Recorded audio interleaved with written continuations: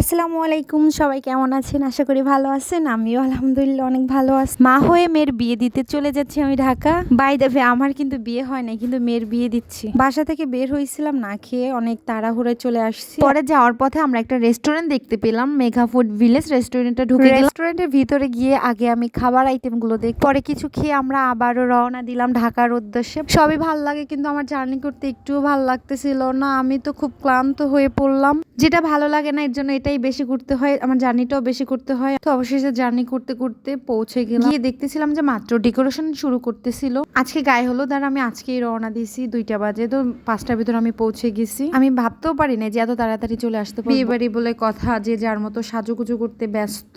By the way, আমরা গায়ে হলুদটা ঘরোয়াভাবে করতেছিলাম, এর জন্য বাসার ভিতরেই আমরা স্টেজ তৈরি করছি। আমার কি কপাল, আমি মেয়ের বিয়েও খাচ্ছি। আমার বোনরা নাচতে শুরু করলো, আমাকে ডাকছে অনেকবার, বাট আমি যাই না, আমার কেমন জানি লজ্জা লাগতেছিল। পিচ্চিটাও ছাড়ে না, ওই তো মনে করেন গান শুনলেই নাচা শুরু করে, ওই ঘুমের মাথাও নাচা শুরু করে বক্সের আওয়াজ পেয়ে। তো অবশেষে আমরা বউ নিয়ে বের হচ্ছি। কেন জানি একটু খারাপ লাগতেছিল, যতই হোক মা তো। আমি ওর আন্টি লাগি, কিন্তু আমরা কখনো আন্টির চোখে দেখি না, আমরা ফ্রেন্ডলি ভাবে চলতাম ফিরতাম থাকতাম। বউ কিন্তু মাশাল্লাহ, সবাই মাশাল্লাহ বলবেন। কিন্তু কি ছোটকালে ওরে দেখছি, আর এখন দেখতে দেখতে কত বড় হয়ে গেল, ওরে আমরা বিয়েও দিচ্ছি, চোখের সামনে বড় হয়ে গেল।